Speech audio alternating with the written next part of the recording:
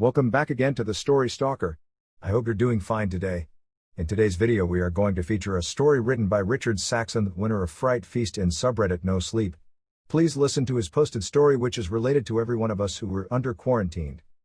If this is your first time in the channel, please don't forget to subscribe and hit the notification bell if you like creepypasta and other scary stories. And now in today's video. Daily Report. David Robert Jones. Time elapsed since the start of infestation. 1027 days.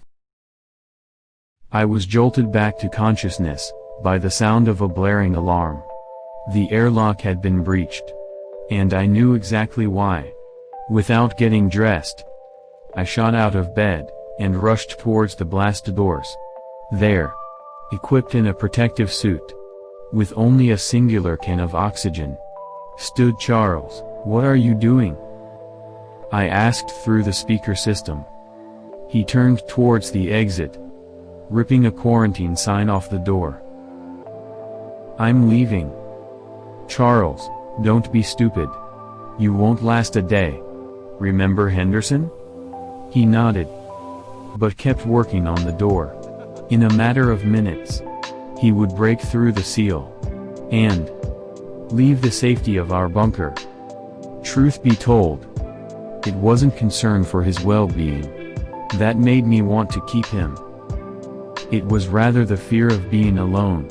After 4 deaths in the span of a year, we were the only 2 left. You heard the transmission, David. There are people out there. A place we can live, free of these concrete walls. Maybe they've already killed the parasites. I quickly grabbed the emergency code and started initiating lockdown. I couldn't let him leave without a fight. That message was years old. Whoever sent it, they must have died ages ago. He sighed. "Don't try to stop me. This is my decision."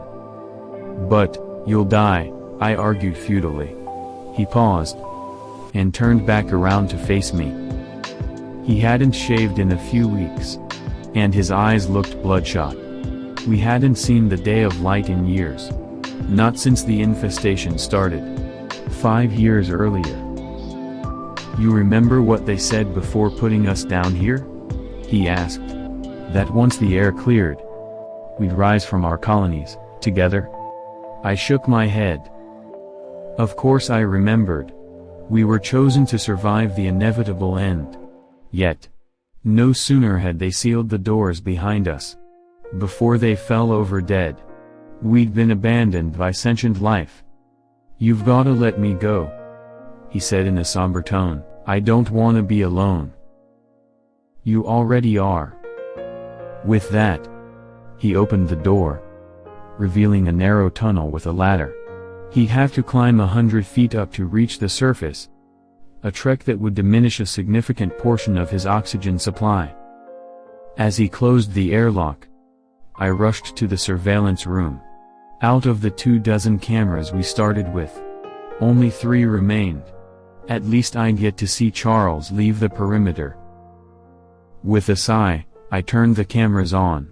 Witnessing the outside world was always a topic of dread. Just remembering a time where the planet thrived with vegetation and life, only to see the barren wasteland left behind by the parasites. Without a functional, portable radio to keep in touch with Charles, I could only watch as he walked away. As with all the others, I knew he'd perish. I sat back in my chair and calculated how long the supplies could last me. Dried and canned foods, all meant to last a decade. Without Charles and the rest of the crew, it could keep me going for a lifetime. An hour passed, and I kept my eyes glued to the screen, waiting for Charles' return. I figured he'd have enough oxygen for 3 hours top. I tended to the daily maintenance tasks and started my report. Though we'd long since lost contact with High Command, we still sent updates on day-to-day occurrences.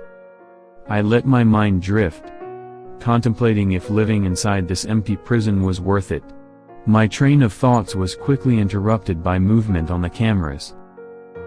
"Let me in!" Charles shouted. "I can't do that, Charles. You know the rules. Please. I'm almost out of air." I could hear him struggling as the oxygen ran out. Despite his most valiant effort, he wouldn't be able to resist the temptation of removing his mask.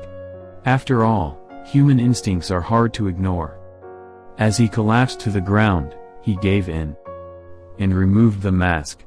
For a second, he seemed to regain his strength. But then the parasites got a hold of his airways. Invisible little buggers, digging into this body. At first, it was just a cough, but within minutes, he started puking up chunks of his own guts. Blood, lung tissue, and whatever flesh the creatures could get, disintegrated within him. There was no cure. No discrimination. These things attacked anything from humans to animals to plants. Once food had run out on the surface, they still refused to die. Instead, they entered a dormant state, waiting for anything to disturb their slumber.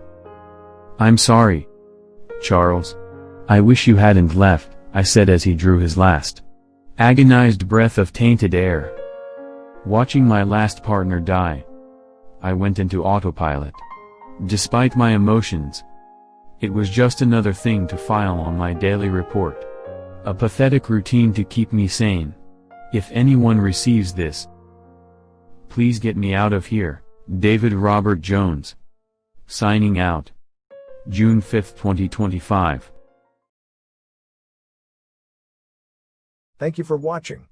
I hope you enjoy that. If you want this kind of story to de-stress and escape from something, please consider subscribing to get the latest from the Story Stalker. See you again and take care. Goodbye.